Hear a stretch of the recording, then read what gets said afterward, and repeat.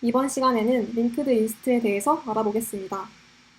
먼저 링크드 리스트의 기본 개념을 익히고 어레이와 링크드 리스트의 특징을 비교해 보겠습니다.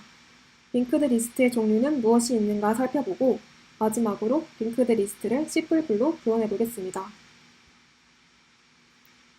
링크드 리스트는 데이터들이 그 다음 데이터를 가리키고 있는 자료 구조입니다.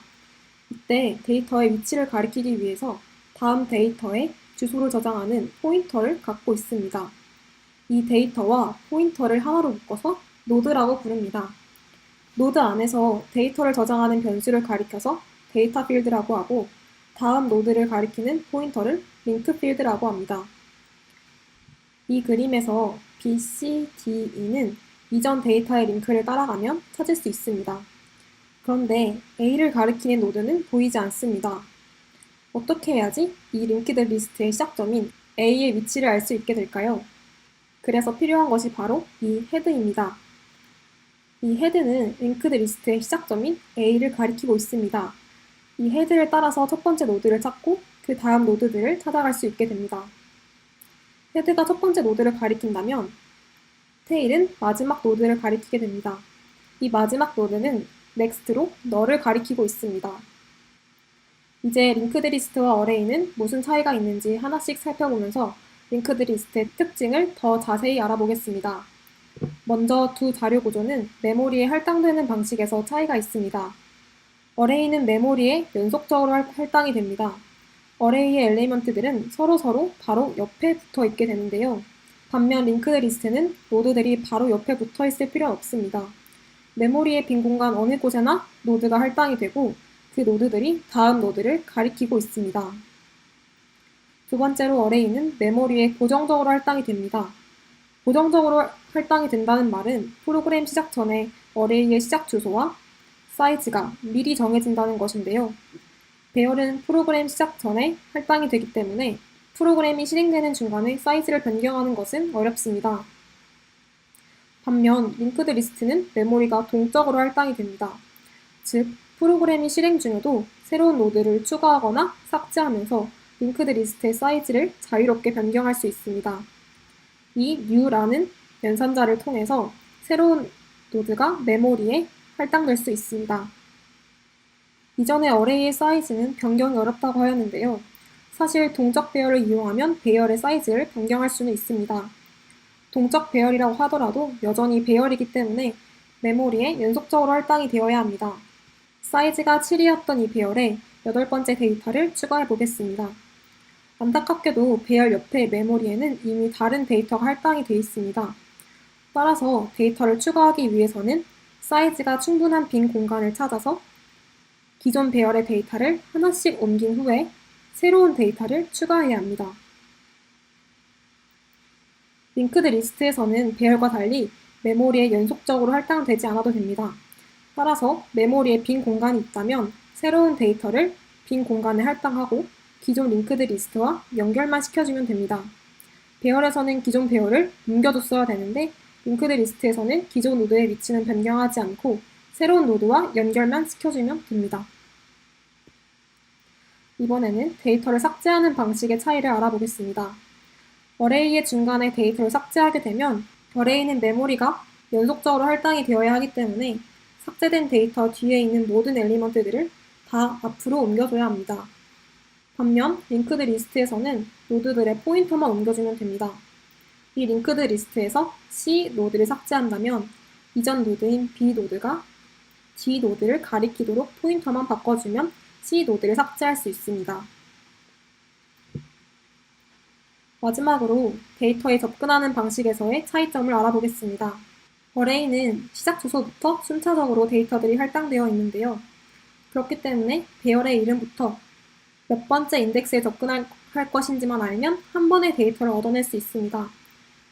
이렇게 한 번에 데이터를 얻어낼 수 있는 방식을 랜덤 액세스라고 합니다. 반면 링크드 리스트는 메모리 이곳저곳에 노드들이 할당되어 있습니다. 따라서 데이터에 접근하려면 헤드부터 내가 찾고자 하는 데이터를 찾을 때까지 포인터를 따라 이동하여야 합니다. 만약 7이라는 데이터를 찾으려면 헤드부터 포인터를 따라서 링크드 리스트의 끝까지 가야지 7을 찾을 수 있게 됩니다. 이렇게 데이터들을 순차적으로 찾아야 하는 방식을 시퀀셜 액세스라고 합니다. 지금까지 어레이와 링크드 리스트의 차이점을 살펴보았는데요. 정리해보자면 데이터를 추가하고 삭제할 때는 포인터만 옮겨주면 되는 링크드 리스트가 더 효율적입니다. 데이터를 접근하거나 탐색할 때는 한 번에 내가 원하는 데이터를 얻을 수 있는 어레이가 더 효율적입니다. 그렇다면 내가 만들고자 하는 프로그램에서 어떤 데이터 구조를 사용하면 좋을지 감이 오시나요? 만약 데이터의 추가나 삭제가 자주 일어난다면 링크드 리스트를 사용하는 것이 유리합니다. 반면 데이터의 접근을 자주 해야 한다면 어레이를 사용하는 것이 더 좋습니다. 이번에는 링크드 리스트의 종류에 대해 알아보겠습니다. 링크드 리스트에도 여러 가지 종류가 있는데요. 노드가 어디를 가리키고 있는지에 따라 크게 세 종류의 링크드 리스트로 나뉘게 됩니다. 먼저 싱글리 링크드 리스트는 싱글이라는 이름에서 알 수 있듯이 노드는 다음 노드를 가리키는 포인터 하나만 갖고 있습니다. 따라서 헤드부터 마지막 노드의 방향으로만 이동할 수 있습니다. 이러한 구조 때문에 싱글리 링크드 리스트에서는 어떠한 노드의 이전 노드로 바로 이동할 수 없는데요. 그래서 등장한 링크드 리스트가 바로 더블리 링크드 리스트입니다. 더블리 링크드 리스트는 이전 노드를 가리키는 포인터와 다음 노드를 가리키는 포인터, 이렇게 두 가지 포인터를 갖고 있습니다. 따라서 어떠한 노드의 이전 노드를 파악할 수 있고 방향도 양방향으로 움직일 수 있습니다. 마지막으로 Circular Linked List가 있습니다. 원래 링크드 리스트의 마지막 노드는 너를 가리키고 있는데 Circular Linked List에서는 마지막 노드가 첫 번째 노드를 가리키고 있습니다. 이러한 구조의 장점은 한 노드에서 링크를 따라가면 모든 노드에 접근할 수 있게 된다는 점입니다. 이제 링크드 리스트를 C++로 직접 구현해 보도록 하겠습니다. 먼저 링크드 리스트의 노드를 클래스로 선언해 줍니다. 노드의 데이터를 담는 변수와 다음 노드를 가리키는 포인터를 선언해 줍니다. 생성자에서는 노드가 저장할 데이터를 파라미터로 받습니다. 그 파라미터로 받은 데이터를 저장하고 next로 null 값을 할당합니다. 이제 링크드 리스트 클래스를 선언하겠습니다. 멤버 변수로 헤드를 갖고 있습니다. 이 헤드는 첫 번째 노드를 가리키고 있기 때문에 타입은 노드 포인터입니다.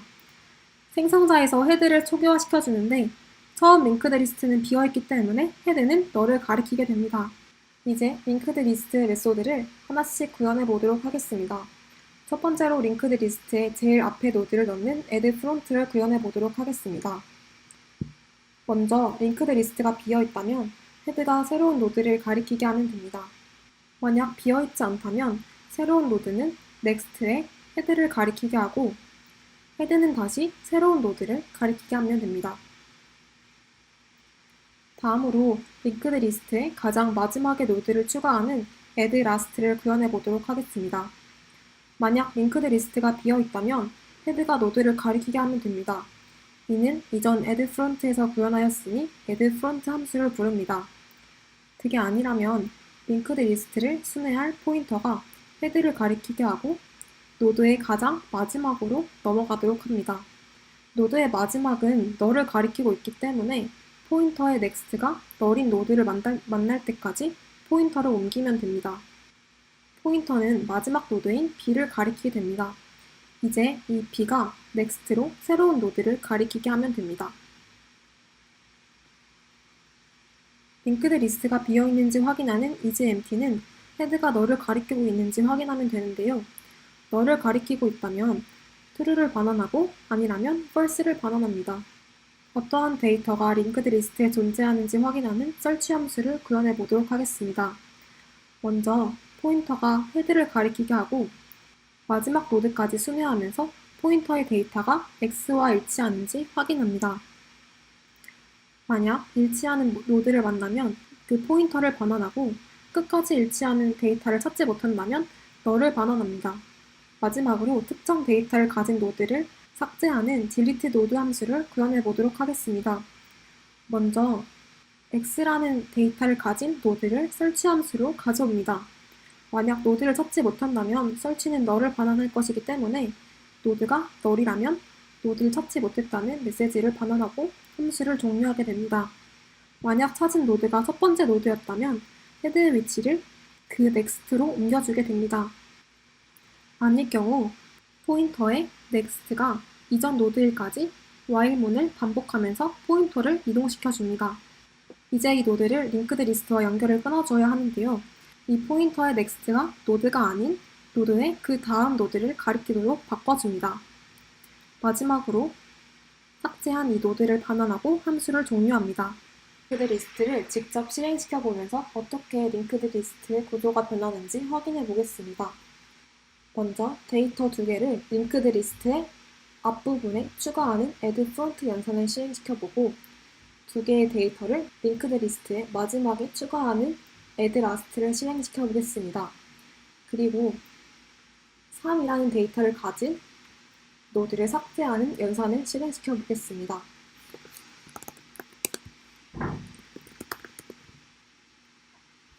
1번 데이터를 넣었을 때 리스트의 첫 번째에 들어가게 되고 2번 데이터를 넣었을 때 마찬가지로 첫 번째 데이터에 들어가게 됩니다.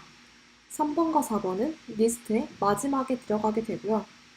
딜리트 3을 하면 이 3이라는 노드가 삭제가 되고 2, 1, 4 이런 순서로 연결이 되게 됩니다. 마지막으로 링크드 리스트에 대해 정리하고 강의를 마치도록 하겠습니다. 링크드 리스트는 노드들이 포인터로 다음 노드의 위치를 가리키는 자료 구조였습니다. 또한 링크드 리스트는 메모리에 연속적으로 할당이 되지 않습니다. 마지막으로 링크드 리스트는 데이터의 추가와 삭제에 유리한 자료 구조입니다. 이상으로 강의를 마치도록 하겠습니다.